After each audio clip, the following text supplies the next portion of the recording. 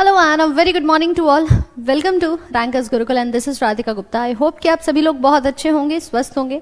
तो चलिए शुरुआत करते हैं आज के आपके इस सेशन की। जैसा कि कहीं ना कहीं आप सभी तैयार हैं और सोच भी रहे होंगे कि मैम आज ये मॉक टेस्ट कैसे। जिस प्रकार से आपने लगभग अपने 100 कॉन्सेप्ट को यहाँ पर पूरा किया है, आज का जो सेशन है वो आपके लिए एक मॉक टेस्ट है कि जितने अभी तक हम सवाल कर चुके हैं उसके आधार पर कितने प्रश्न आप लोगों के बनते हैं। एक छोटा सा सेशन रहेगा जिसके अंदर हम जानेंगे हमारे कुछ क्वेश्चंस के सभी आंसर्स को और आप लोगों का एक जो लेवल होता है वो भी यहाँ पर चेक हो जाएगा। तो चलिए शुरुआत करते हैं। लगभग 100 कॉन्सेप्ट पूरे हो चुके हैं। आप इंतजार में थे कि आज 101वां कॉन्सेप्ट आएगा, लेकिन वो आएगा होली के बाद। ठीक है, तो आज जैसा कि आपको पता है भाई, होली का त्यौहार शुरू हो चुका है।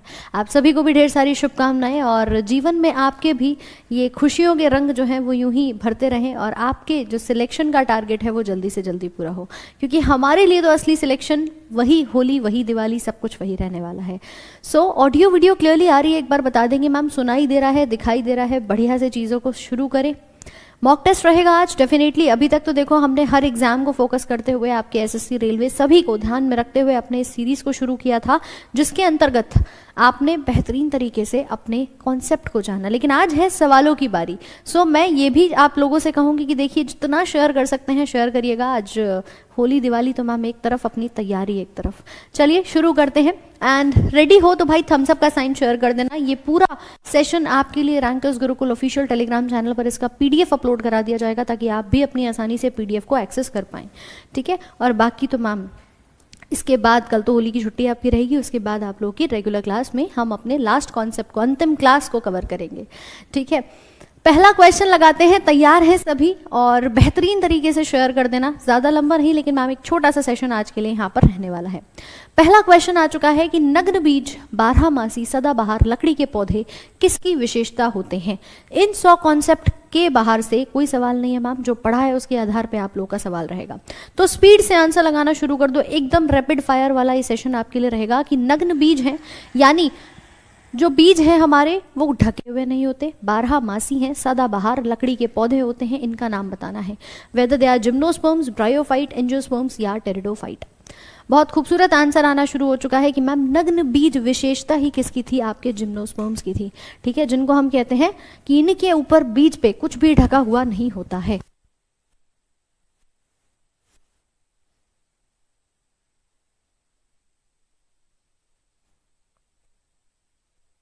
बहुत बढ़िया भाई, जो ए आंसर लगा रहे हैं। अब देखो यही दिक्कत है बी और सी वालों की कि मैम रिवीजन नहीं करके आए हैं, करें क्या हम? जिम्नोस्पर्म्स, जिम्नो वर्ड का मतलब क्या होता है?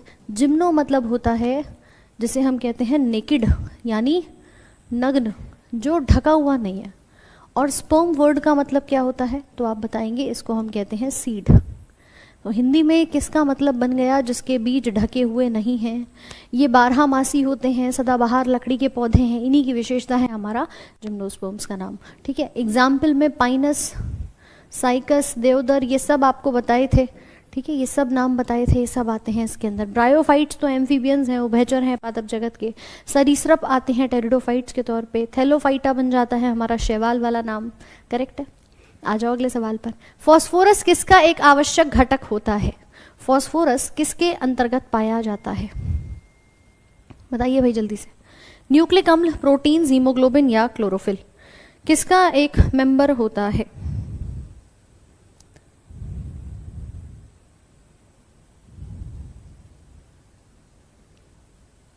बहुत बढ़िया भाई, सिंपल सी बात है कि फॉस्फोरस कहाँ पाया जाएगा? तो मैम देखिए हमारे जितने भी न्यूक्लिक एसिड्स होते हैं, देखो याद करो, बताया भी था तुम्हें, 10 सेकंड का टाइम भी नहीं चाहिए मैम इस सवाल में।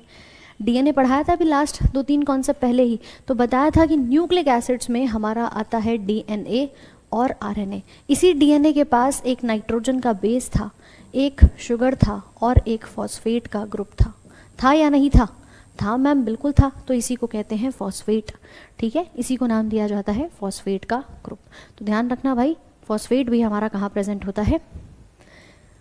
न्यूक्लिक एसिड में। प्रोटीन्स में तो मैम नहीं होगा। हीमोग्लोबिन के पास हम बात करें तो आयरन की उपस्थिति होती है, क्लोरोफिल की बात करें तो इसमें मैग्नीशियम नाम की धातु होती है। ये सब हमारे अलग अलग बन जाते हैं।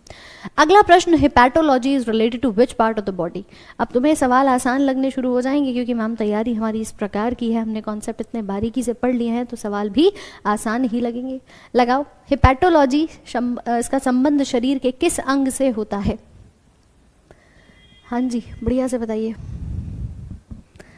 हिपैटो वर्ड कहाँ आता है मैम? लिवर के लिए आता है, किडनी के लिए नहीं आता। ये जितने भी आंसर किडनी लगा रहे हैं, भैया किडनी तो नेफ्रोलॉजी बन जाती है। किडनी के लिए, किडनी के सबसे छोटे भाग को नेफ्रॉन्स कहते हैं, तो मैम नेफ्रोलॉजी। लिवर के लिए आएगा हेपैटोलॉजी। हृदय के लिए कार्डियोलॉजी। यही वर्ड्स बायोलॉजी का खेल बना देते हैं सारा। और लंग्स के लिए पल्मोनोलॉजी। ठीक है, तो आंसर क्या हो जाएगा मैम? लिवर हो जाएगा। हर एक शरीर के अंग के लिए अपना कोई ना कोई रिस्पेक्टिव पार्ट आपका एक वर्ड के साथ रिलेट करके रखना कि कोई भी। अब जैसे मान लो मैं आपको लिख दूं न्यूरोलॉजी, तो बताइए जरा क्या आंसर होगा? पूरा पीडीएफ मिल जाएगा, कॉन्सेप्ट भी हम आगे करेंगे, लेकिन पहले उत्तर लगाओ। न्यूरोलॉजी किस ब्रेन या किस बॉडी पार्ट के लिए आता है? कह रहे मैम हमें तो आंसर ही पता चल गया है। बहुत बढ़िया। तो न्यूरो वर्ड आता है ब्रेन के लिए, मस्तिष्क के लिए, तो ये बन गया इस तरह से। क्लियर?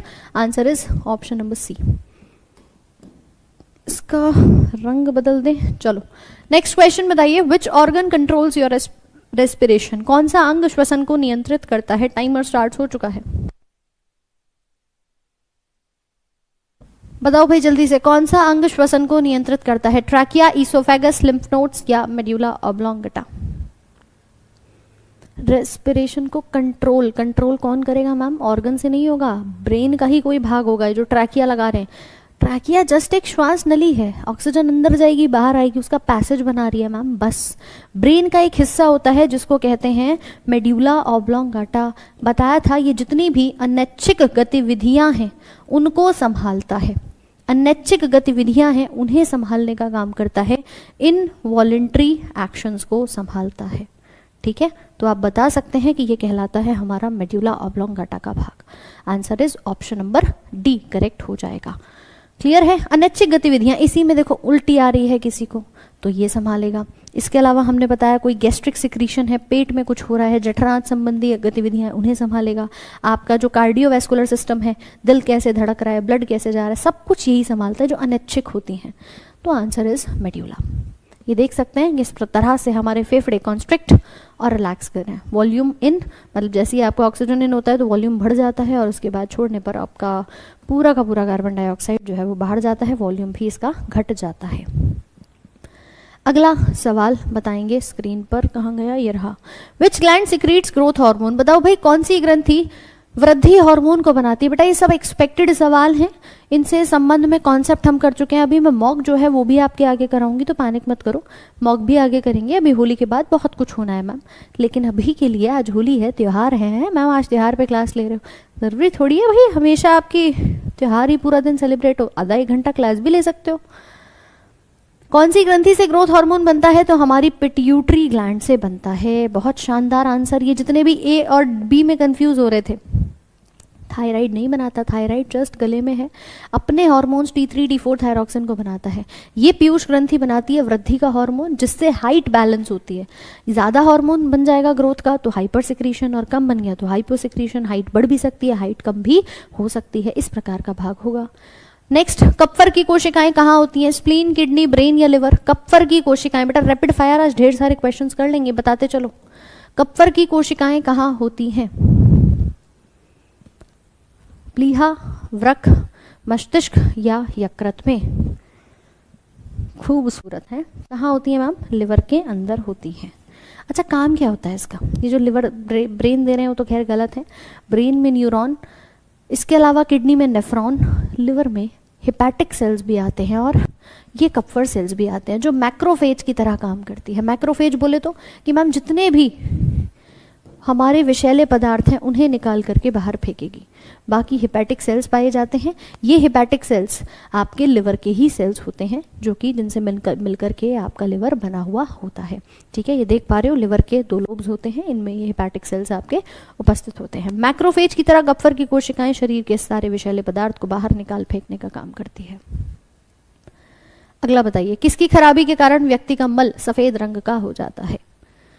होली चल रही है, होली का ऑफर भी लाइव है। ऑफर में आप लोगों की सभी बैचेस पर प्राइस कम हो चुका है। कॉम्बो स्पेशल बैच भी भैया आपका मिल रहा है, डेमो भी हो चुका है, अब क्लासेस भी शुरू होने वाली हैं 17 तारीख से। काहे किस बात की देरी है, इनरोल कर लो फटाफट से और अपनी तैयारी को शुरू कर दो, कहीं आज खत्म ना हो जाए ये ऑफर आपका।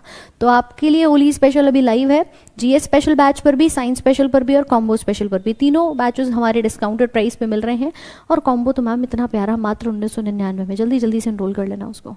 ठीक है, आंसर क्या होगा कि व्यक्ति का मल व्हाइटिश ग्रे हो चुका है। मल का कलर क्या होता है? पीला होता है। पीला क्यों होता है? लिवर की वजह से। अब अगर ये लिवर खराब होगा, जिगर मतलब उसको यकृत कहते हैं, अगर ये खराब होगा तभी तो दिक्कत आएगी। तो अगर लिवर खराब है तब आप कहेंगे कि मल का कलर क्या हो चुका है? व्हाइटिश ग्रे कलर का हो गया है। Is this clear to everyone? चलिए अगला बताइए, स्टेथोस्कोप के आविष्कार किसने किया? Who invented stethoscope? क्या होता है मैम स्टेथोस्कोप? पहले तो हमें यही जानना है। हाँ जी, होता क्या है stethoscope? Jenner, Sabin, Laennec, Pasteur, किसने खोज की थी? आपने देखा है डॉक्टर साहब जब आप जाते हैं तो आपकी दिल की धड़कन ऐसे नब्ज चेक करते हैं, दिल की पल्स रेट चेक करते हैं, तो अपने कान में ऐसे लगा के स्टेथोस्कोप लगा दिया जाता है। तो ये चेक किया जाता है आपके पल्स रेट के लिए, और इसी का आविष्कार करने वाले हमारे पास यहाँ पर कौन थे? लेनेक साहब थे। ठीक है, इन्होंने इसकी आविष्कार जो है वो किया था। क्योंकि अगर हम जेनर की बात करें तो इन्होंने टीका बनाया था चेचक का, इन्हें कहा जाता है एडवर्ड जेनर। सबीन ने पोलियो का टीका बनाया था, और लुइस पाश्चर थे रेबीज का टीका बनाए थे। ये लेनेक साहब ने स्टेथोस्कोप की खोज करी थी, जिसके द्वारा आप पल्स रेट को चेक करते हो। और जो बीपी माप रहे थे अभी कमेंट सेक्शन में, उस यंत्र को स्फिग मोमैनोमीटर कहते हैं। लिख लेना मैडम, स्फिग्मोमैनोमीटर के नाम से जाना जाता है। ठीक है, आंसर हो जाएगा ये। अगला बताओ, ईसीजी का आविष्कार किसने किया? Who invented electrocardiogram? William Einthoven, Edward Jenner, Antony डियोलाओ, चार्ल्स वुड या कार्ल बेंज? भाई देखो दिल से ना एक बार, मैम क्वेश्चंस तो मजेदार आ ही रहे हैं, लिख भी रहा हूँ, सेशन को शेयर कर देना। मित्र यार भाई बंधु दोस्त बंधु जितने भी हो, जल्दी जल्दी से एक बार सेशन को पहुंचा करके आओ। होली वोली रंग वंग तो मैम एक तरफ है, असली रंग तो सिलेक्शन वाले हैं हमारे, तो लेना है सिलेक्शन तो जल्दी से एक बार सेशन को शेयर वेयर भी कर देना अपने भाई बंधुओं तक। किसने किया ईसीजी का आविष्कार? क्या होता है ईसीजी? ईसीजी बेसिकली आपका वो ग्राफ है जो कुछ इस तरह से आप लोग देखते हैं डॉक्टर साहब दिखाते हैं, ऐसे नर्व्स चल रही हैं तो दिल की धड़कनें बनी हुई हैं। जहां ये कहानी सीधी हो गई, कहानी खत्म। इसका आविष्कार करने वाले थे विलियम इंथोवन। इन्होंने ही सबसे पहली बार इलेक्ट्रोकार्डियोग्राम, ये प्रोसेस आप लोगों का शुरू किया गया, जो कि हम यूजुअली देखते हैं। सबसे एक पहला प्राथमिक टेस्ट होता है, यही प्राथमिक टेस्ट सबसे पहले किसी को चेस्ट में पेन हो रहा है, हार्ट में प्रॉब्लम हो रही है, तो इससे चेक किया जाता है कि ये वेव्स आपकी सही आ रही हैं। PQRST इसमें 5 वेव्स होती हैं। P कॉम्प्लेक्स अलग आता है, फिर उसके बाद आपका QRS का कॉम्प्लेक्स अलग बनता है और T वेव अलग बनती है, मिलकर के एक वेव बनाती है। और इसी के साथ ECG में अगर कुछ फाइंडिंग्स गड़बड़ हैं आपकी, देन इको वगैरह आगे फर्दर टेस्ट जो है वो किए जाते हैं। ठीक है, सो इसका आंसर क्या हो जाएगा हमारा? विलियम इंथोवन इसका करेक्ट उत्तर हो जाएगा। इन्होंने ही इलेक्ट्रोकार्डियोग्राम की शुरुआत की थी। अगला बताओ, पाचन के बाद प्रोटीन किसमें परिवर्तित हो जाता है?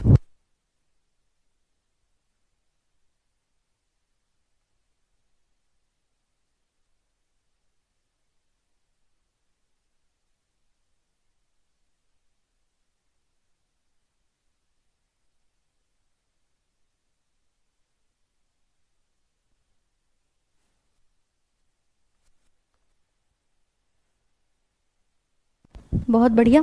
पाचन के बाद प्रोटीन का परिवर्तन किसमें होता है?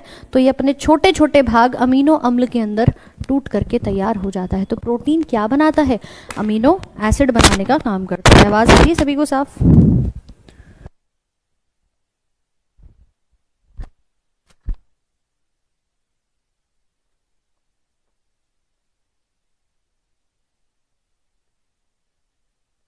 चलिए, तो प्रोटीन जो है वो सबसे पहले पेप्सिन नाम के एक एंजाइम के द्वारा टूटता है पेप्टोन्स में, और उसके बाद ट्रिप्सिन नाम का एंजाइम आता है जो इसको तोड़ता है डाईपेप्टाइड्स में।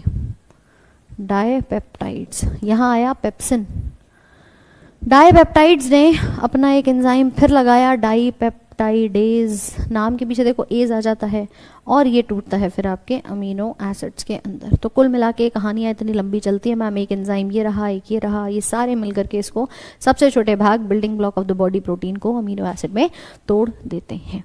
Next question, which of the following hormone contain iodine, किस हार्मोन में होता है? कि मैम आज तो मजे आ गए, इतने सिंपल सवाल हैं। सिंपल नहीं है लेकिन हाँ एक बेस आपका टेस्ट करने के लिए आज होली स्पेशल ये क्लास आपकी रखी गई है, तो भैया बता दो जल्दी जल्दी से, क्या लगता है आपको?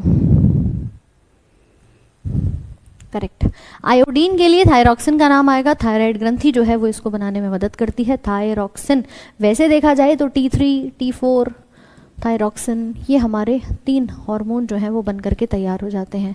इंसुलिन शुगर को कम करता है, टेस्टोस्टेरोन मेल सेक्स हार्मोन है, और एड्रेनलिन की बात करूं तो ये आपका आपातकाल हार्मोन है जो हमारे किडनी के ऊपर बैठी अधिवृक्क ग्रंथि से बनता है, आपातकाल हार्मोन।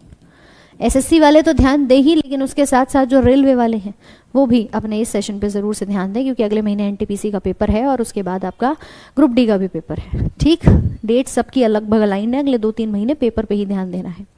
ब्लड ग्रुप की खोज किसने करी थी? Who discovered the blood group? रक्त समूह के जनक कौन है? बताओ भाई जल्दी जल्दी से। Alexander Fleming, William Harvey, Landsteiner या Mendel? Alexander Fleming, William Harvey, Landsteiner या फिर मेंडल साहब? करेक्ट करेक्ट करेक्ट, बहुत बढ़िया। कौन हो जाएंगे यहाँ पे? अलेक्जेंडर फ्लेमिंग ने नहीं किया था, ये जो उत्तर लगा रहे हैं भैया, इन्होंने पेनिसिलिन बनाई थी, पहली एंटीबायोटिक, इसे कहते हैं फर्स्ट एंटीबायोटिक। तो मैम इन्होंने तो देखो नहीं किया। सर विलियम हार्वे ने सर्कुलेशन पे काम किया था, रक्त के परिसंचरण तंत्र पे काम किया था, और ये ठहरे जेनेटिक्स के जनक, आनुवांशिकी के जनक, इन्हें ग्रेगर जॉन मेंडल कहा जाता है। बचे कौन? लेंसटीनर, इनका पूरा नाम था कार्ल लेंसटीनर। इन्होंने ही आपके जो मेन ब्लड ग्रुप होते हैं जिसे आप कहते हो ABO, इस ABO रक्त प्रणाली की खोज करी थी और इसके बारे में बताया था। ठीक है, ABO ब्लड ग्रुप्स के बारे में इन्होंने यहाँ पर डिस्कवरी करी थी। अगला बताइए, मनुष्य में पाचन कहाँ से शुरू हुआ?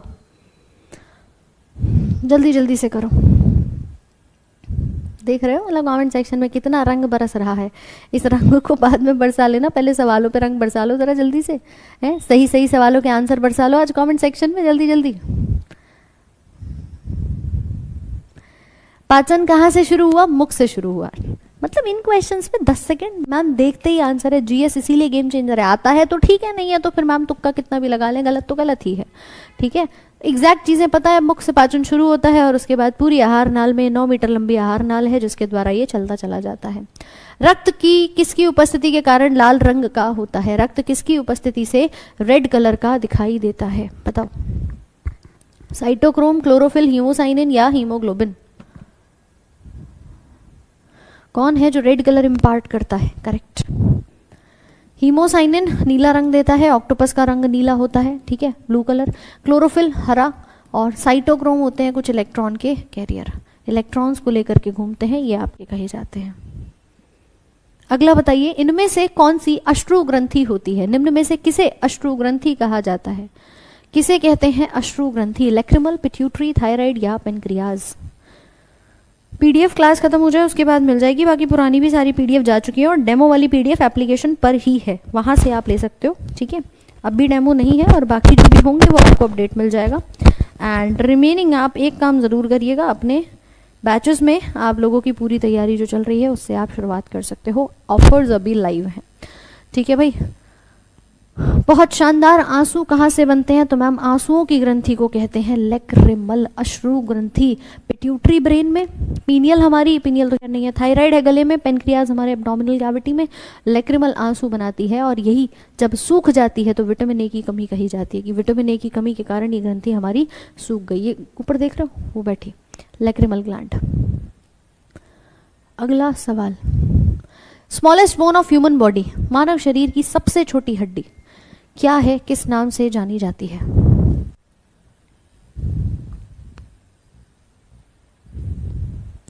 मानव शरीर की सबसे छोटी हड्डी किसे कहा जाता है?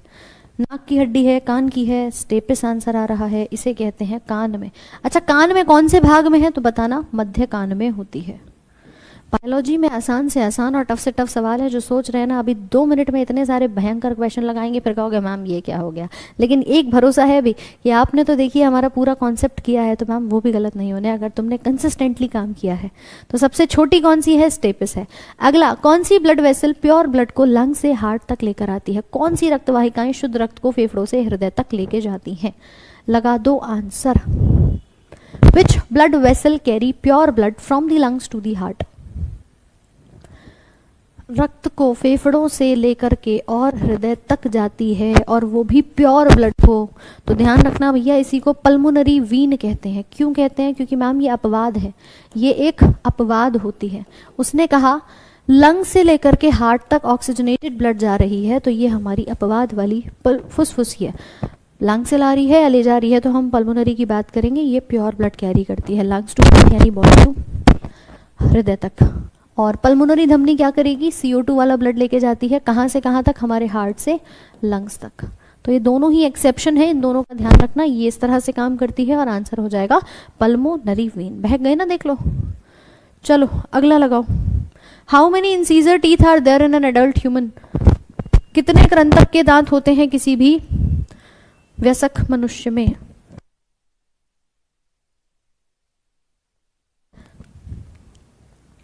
छुट्टी नहीं हो रही है अभी, जब होगी तो बता देंगे। पहले आंसर लगाइए, इंसीजर के कितने दांत पाए जाते हैं?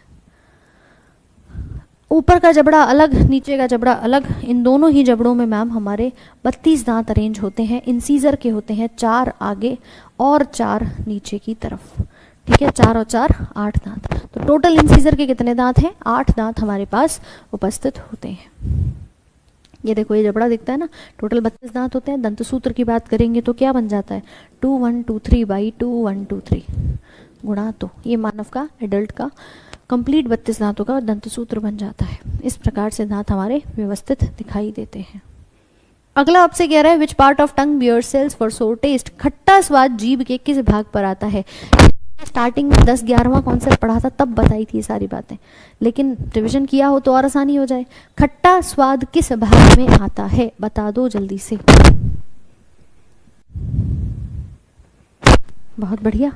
जीभ पर 4 होते हैं, तो मैम साइड्स में खटाई का स्वाद आता है, आगे टिप पर नमकीन मीठा और पीछे की तरफ कड़वा।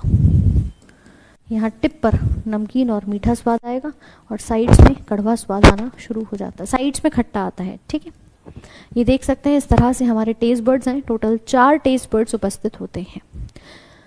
ओके, एप्लीकेशन पे क्लास होगी? अभी होगी भाई, होगी आज होगी क्लास। नेक्स्ट क्वेश्चन बताओ। आज सारी क्लास होंगी, एप्लीकेशन पे भी होगी, स्टेट पे रेलवे की भी होगी, सारी क्लासेस होंगी। आज छुट्टी थोड़ी है मैम, कल छुट्टी है, कल होली है, कल धूल हो, कल आपका रंग वंग गिरेगा तो कल मनाइएगा Holi. In females, a small portion of oviduct is removed and is ligated by surgical operation. इसे क्या कहते हैं? वेसिक्टोमी, न्यूरोटोमी, ट्यूबिक्टोमी या साइकोटोमी। तो फीमेल्स में अंडवाहिनी का एक छोटा सा हिस्सा अगर काट करके बांध दिया जाए तो उसे हम महिला नसबंदी कहते हैं।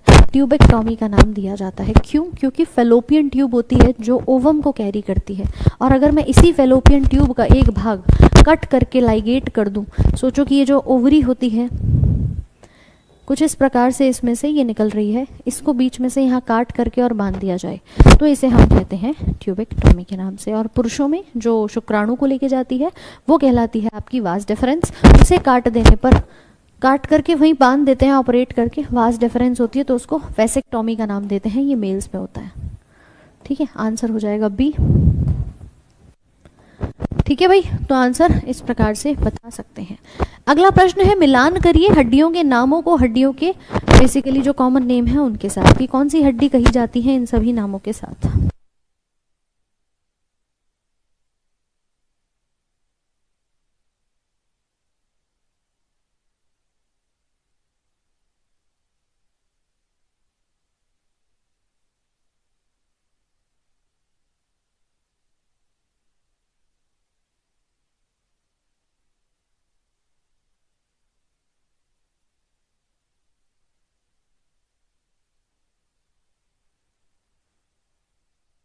करेक्ट भाई, बहुत बढ़िया। कुछ डी लगा रहे हैं, कुछ डी लगा रहे हैं। देखिए ब्रेस्ट बोन की बात करें तो मैम ब्रेस्ट बोन होती है हमारी स्टर्नम। कॉलर कॉलर बोन जिसे कहते हैं वो कहलाता है हमारा यहाँ पर क्लेवाइकल।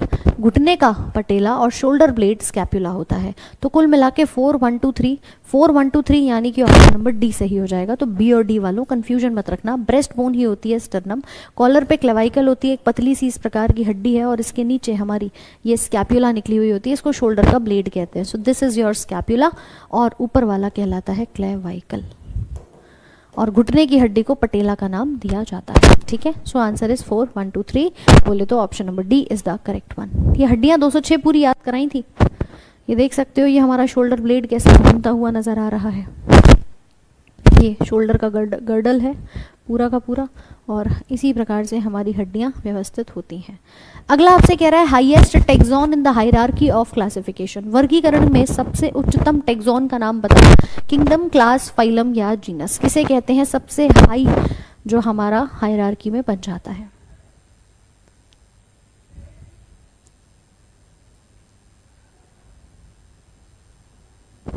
करेक्ट।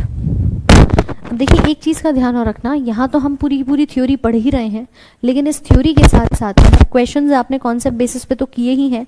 मैं एक बात और आपको बता दूं कि हमारे होली का जो अभी ऑफर चल रहा है भाई, कॉम्बो स्पेशल बैच, ये बैच संपूर्ण समाधान है हर एग्जाम के लिए, क्योंकि इसमें फॉर ऑल योर एग्जाम्स चीज़ों को टारगेट किया हुआ है। इसमें आप अपने maths, reasoning, English, GS, complete science combo special batch में कर सकते हैं। इवन कंप्यूटर भी यहाँ पर कर रहा है, तो आप भी जुड़िए। करंट अफेयर्स, स्ट्रैटेजी, जीके से लेकर जीएस के हर एक सब्जेक्ट को कवर कर रहे हैं। मैथ्स, रीजनिंग, इंग्लिश सब कुछ है। लाइव क्लासेस होंगी थ्योरी के साथ, प्रैक्टिस शीट आपकी, एमसीक्यू सब कुछ इसमें अवेलेबल है। डाउट्स हो तो डाउट सेशंस भी आप कर सकते हैं। तो मैम अगर मैंने कॉन्सेप्ट में इतना कुछ सीख लिया तो सोचो अगर बेसिक से A to Z थ्योरी कर लूँगा तो कहानी कहीं और ही पहुँच जाएगी। ठीक है, तो भैया सिलेक्शन लेना है तो अभी मात्र 1999 में मिल रहा है। इस एप्लीकेशन को डाउनलोड कर लेना, ऐप पर ही आपको अवेलेबल हो जाएगा। हाँ जी, एप्लीकेशन आप डाउनलोड कर सकते हैं, नीचे डिस्क्रिप्शन बॉक्स में लिंक दिया हुआ है, वहाँ पर 17 तारीख से इसमें क्लासेस शुरू हो जाएंगी, मंडे से। बाकी कोई समस्या लगे तो हमारा हेल्पलाइन नंबर है। बाकी देखो जीएस का जो बैच है ना, आप इसको भी ज्वाइन कर सकते हैं, क्योंकि जीएस गेम चेंजर है मैम, जीएस के बिना तो कहानी है ही नहीं। तो जीएस के सारे सब्जेक्ट आपको इस बैच के अंतर्गत मिल जाएंगे, जिसमें reasoning, maths, science, reasoning, maths और इंग्लिश को छोड़कर बाकी सारे, कंप्यूटर है और पूरा जीएस है, यानी बायोफिजिक्स, केमिस्ट्री के साथ हिस्ट्री, इको, पॉलिटी, ज्योग्राफी सब कुछ। तो जुड़िएगा इसमें, आप लोगों का 799 में अवेलेबल है। और इसी के साथ अगर सिर्फ साइंस पढ़नी है कि मैम किसी भी एग्जाम को टारगेट कर रहा हूँ, प्री प्लस मेंस, चाहे एसएससी का हो, रेलवे का हो, तो ये बैच हमारे लिए मात्र 399 में अवेलेबल है। जुड़ सकते हो इसमें, आरजी विक्रमजीत ऐप पर ये आपको मिल जाएगा मात्र 399 में। बायो इसमें पूरी आपको मैं ही कराऊंगी, जिस प्रकार से आपने यहाँ कॉन्सेप्ट करे। अब बारी है थ्योरी को डिटेल में पढ़ने की। ऑलराइट, चलिए तो ये रहा आपका सुंदर सा बैच भाई, लेकिन ऑफर बहुत ही लिमिटेड टाइम के लिए है, तो अगर करना चाहते हो, जुड़ना चाहते हो, तो आप भी जल्दी जल्दी से क्या कर सकते हैं, अपना अवेल कर सकते हैं। हाईएस्ट टेक्सॉन की हम बात कर रहे हैं, तो उच्चतम टेक्सॉन कौन सा होता है, आंसर बताएंगे, किंगडम होता है, सबसे बड़ा किंगडम है। इसमें याद करते हैं कीप, पॉट, क्लीन और फैमिली, गेट, सिक। तो मैम किंगडम सबसे बड़ा है और स्पीशीज सबसे छोटी इसमें कही जाती है। तो ये पूरी हायरार्की यहाँ पे बन के तैयार रहती है। किसने दिया था ये वर्गीकरण, कमेंट करना जरा, कौन थे इसके जनक, कौन थे वर्गीकरण के जनक, वो थे कैरोलस लीनियस। बहुत बढ़िया। Unicellular organisms divide due to fusion, fission, budding या सेक्सुअल रिप्रोडक्शन। एकल कोशिकीय जीव किसके कारण विभाजित हो जाते हैं। और देखो भाई मजा आ रहा हो ना आज के सेशन में, तो दिल से शेयर कर देना और सेशन को लाइक का बटन प्रेस कर देना, हमें भी पता चले कि मैम हैप्पी होली तो बन रही है, लेकिन सेशन में आपको भी मजा आ रहा है, तो आपने भी क्लास को क्या किया है, लाइक किया हुआ है। जल्दी जल्दी से पहुंचाइएगा। यूनिसेल्युलर है, एकल कोशिकीय है, तो इसमें फिजन होता है ना। फिजन का मतलब क्या है, जैसे बाइनरी फिजन है, एक सेल टूटा और दो के अंदर आपका बन गया, इसे हम कहते हैं बाइनरी फिजन, दो में टूट जाना। करेक्ट। अगला देखो, निषेचन जो होता है वो मानव में कहाँ पर होता है, किस हिस्से में निषेचन जो है वो देखा जाता है।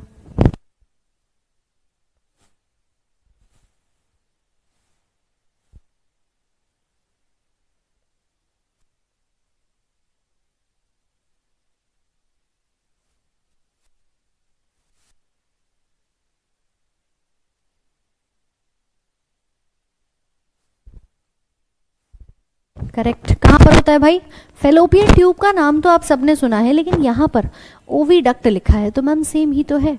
ओवम को कैरी करती है, इसको फेलोपियन ट्यूब कह लो या हिंदी में डिंब वाहिनी कहा जाता है। ओवम को कैरी करने वाली ओविडक्ट, इसी के अंदर एम्प्यूला इस्थमस के जंक्शन पे आपका निषेचन होता है। Clear? Next question, complete oxidation of sucrose in the presence of oxygen into CO2 water energy is called as. ऑक्सीजन की उपस्थिति में सुक्रोज का CO2 जल और ऊर्जा में पूर्ण ऑक्सीकरण क्या कहलाता है? एरोबिक रेस्पिरेशन, एनारोबिक, ग्लाइकोलाइसिस या फिर हाइड्रोलाइसिस।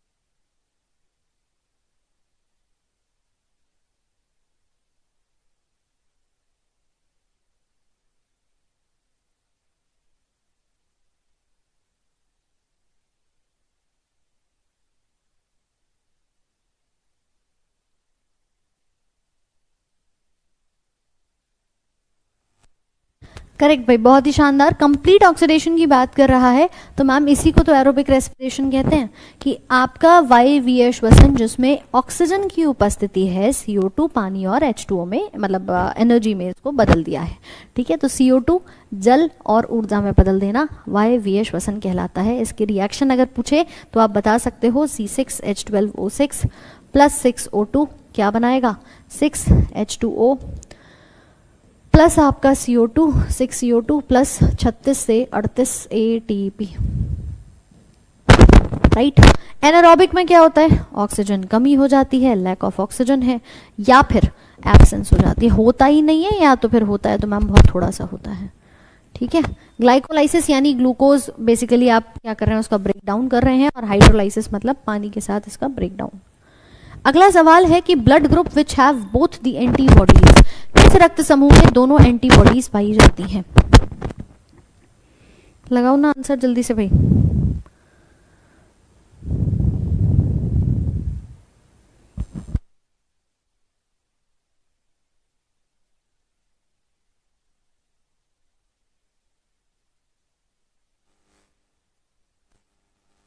एंटीबॉडी पूछा है, एंटीजन नहीं पूछा। देखिए, एक पहचान के लिए तरीका बताया था आप लोगों को कि अगर आपको पहचानना है, हमारा ब्लड ग्रुप मान लीजिए AB है। AB का मतलब क्या है कि हमारे RBC पर A और B दोनों प्रकार के एंटीजन उपस्थित हैं। A और B, इसका मतलब ये एंटीजन क्या है? दोनों हैं। तो इसके पास एंटीबॉडी क्या होंगी? एक भी नहीं होंगी। It do not have any antibodies. जो आपका एंटीजन होता है उसके विपरीत में एंटीबॉडीज बनती हैं। तो मैम AB वाले के पास एक भी एंटीबॉडी नहीं होती और O वाले के पास दोनों एंटीबॉडीज पाई जाती हैं। ठीक है, तो O वाला ब्लड ग्रुप होता है जिसके पास दोनों एंटीबॉडीज उपस्थित होती हैं। जितने भी AB वाले हैं, कॉन्सेप्ट को ध्यान रखना, जो एंटीजन है वही ब्लड ग्रुप है। अगर A होता तो A ब्लड ग्रुप, B होता तो B ब्लड ग्रुप। ठीक है, चलो भाई नेक्स्ट बताओ। एंटीबॉडीज जो हमारे प्लाज्मा में बनती हैं वो किससे बनती हैं? जो आप कहते हैं हमारे पास रोग प्रतिरोधक क्षमता बनाने के लिए एंटीबॉडीज हैं, वो किससे बनती हैं?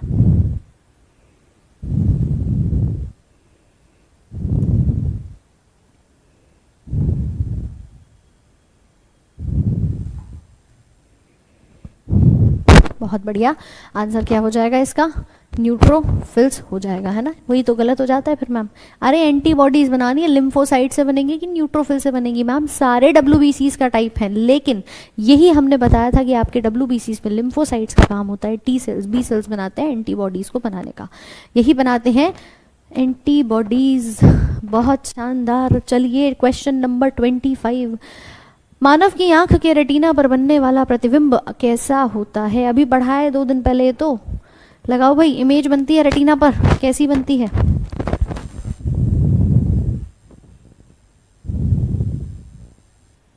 इमेज बनती है रेटिना पर, कैसी बनती है?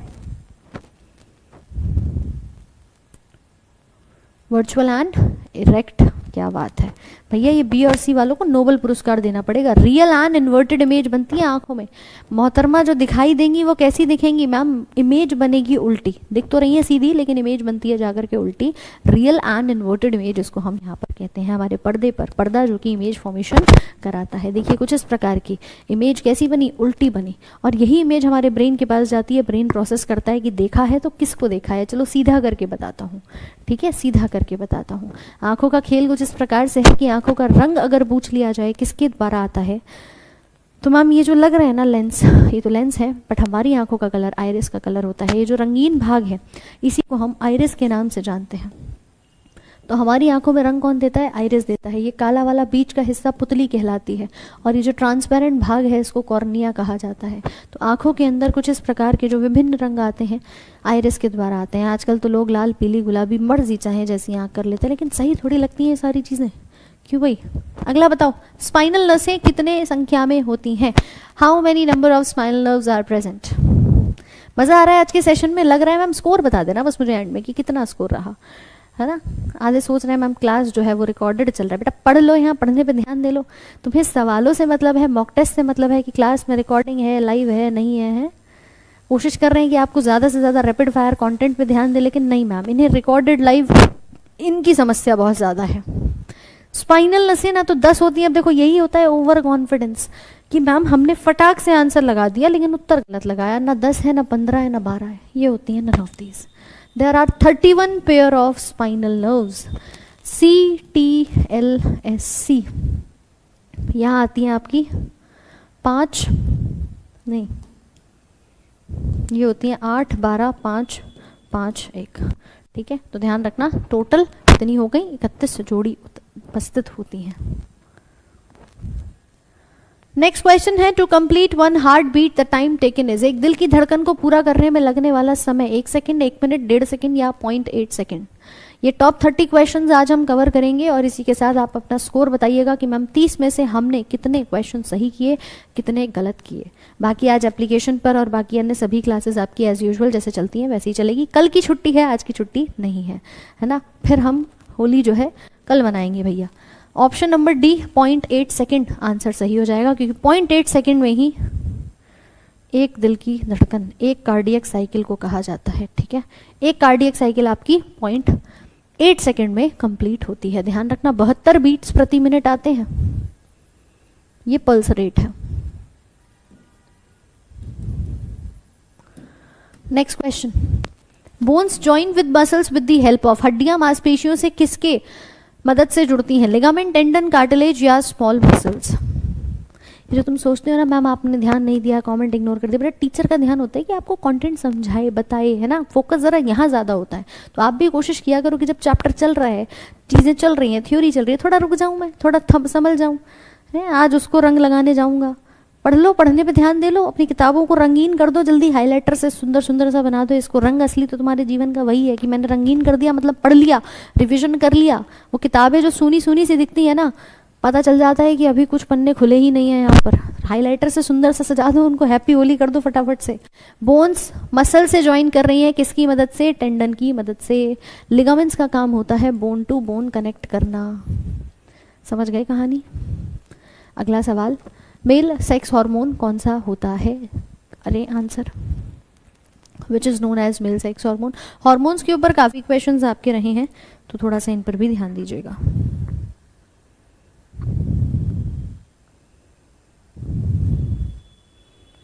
मेल सेक्स हार्मोन किसे कहते हैं आप बताएंगे? एड्रेनलिन को नहीं कहा जाता भैया, टेस्टोस्टेरॉन को कहा जाता है।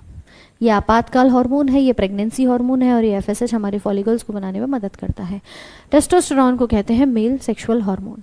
Part of brain which controls your emotional reactions in our body, hypothalamus, thalamus, meninges या सेरेब्रम। मस्तिष्क का भाग जो हमारे शरीर में भावनात्मक प्रतिक्रियाओं को नियंत्रित करता है वो कौन है? बताओ जल्दी से। आज होली है मैम, अच्छा होने दो, तुम्हारी होली तो तब होगी जब सिलेक्शन होगा। गजब भाई गजब, बहुत बढ़िया। देखिए एक आज हमने मॉक टेस्ट किया, आपको अंदाजा लगा मैम कितने पानी में है। अभी इसके बाद आपकी जो नेक्स्ट क्लास होगी वो मंडे को होगी। मंडे को हम अपने लास्ट कॉन्सेप्ट को क्लियर करेंगे और उसके बाद आपके लिए कुछ इंपॉर्टेंट 5 से 10 मॉक टेस्ट मैं आप लोगों के लिए लेकर के आऊंगी, जिसके माध्यम से सारे कॉन्सेप्ट आपके रिवाइज भी होंगे और क्वेश्चंस की प्रैक्टिस भी होगी। सो आर यू ऑल रेडी? मुझे एक थम्स अप का साइन भेज दो कि मैम अपन तो तैयार हैं मंडे से अपने कॉन्सेप्ट के बाद सवालों को लगाने के लिए, क्योंकि ऐसे ही प्रैक्टिस आपकी होती है। जब आपने इतना कुछ पढ़ा है तो यार सवाल तो लगाओ पहले उसके आधार पे, ठीक है। तो मंडे से इस प्रकार से हम कंटिन्यू करेंगे। ये इमोशंस की बात आई है, भावनाओं की बात आई है, तो दिल का खेल निराला। Answer is hypothalamus. दिल नहीं आएगा, ध्यान रखना। हाइपोथैलेमस में लिम्बिक सिस्टम ही हमारे भावनाओं को संभालता है और कोई भी नहीं।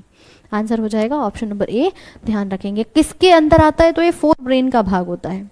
अगला सवाल है, हड्डियां जो इसमें मानव के पैर में पाई जाती हैं वो किस नाम से जानी जाएगी? पोरस है, सॉलिड है, हॉलो है, या इनमें से कोई भी नहीं? तो टॉप 30 क्वेश्चंस तुमसे वादा किया था मैम, होली का त्यौहार है। चलो ठीक है, आज के सेशन को यहीं तक रखेंगे। 30 सवाल हमने कर लिए हैं। अब आप मुझे कमेंट सेक्शन में बताएंगे कि इसका सही उत्तर क्या हो जाएगा, ठीक है। This one is your homework question. बताइएगा कि मैम इसका करेक्ट आंसर जो है वो यहाँ पर क्या है। बाकी मिलते हैं आपसे होली के बाद। भैया होली का त्यौहार है, आप भी मजे करो, तैयारी करो, रिवीजन करो, अपने जीवन में खुशियां भरो और अपने इस सिलेक्शन के होली ऑफर को अवेल कर लो। अगर फ्रेशर हो तो तैयारी को यहाँ से आप शुरू कर सकते हैं। होली ऑफर्स तीनों बैचेस पर लाइव है। साइंस का स्पेशल 399 में मिल रहा है, जीएस स्पेशल 799 में है, पूरा जीएस है, और साथ में आपका जो कंप्लीट कॉम्बो है ये आपको 1999 में मिल रहा है, पूरी कंप्लीट तैयारी के साथ, लाइव टेस्ट, साथ में आपकी क्लासेस, मॉक टेस्ट, पीडीएफ, सब कुछ। ऑलराइट, सो मिलते हैं आपसे नेक्स्ट सेशन में। एप्लीकेशन डाउनलोड कर लेना, तैयारी शुरू कर देना। तब तक के लिए कमेंट सेक्शन में बताइएगा क्लास आपको कैसी लगी है, और होली के जो पर्व है उसकी ढेर सारी आपको और आपके पूरे परिवार वालों को शुभकामनाएं। Happy Holi to all of you. Thank you so much.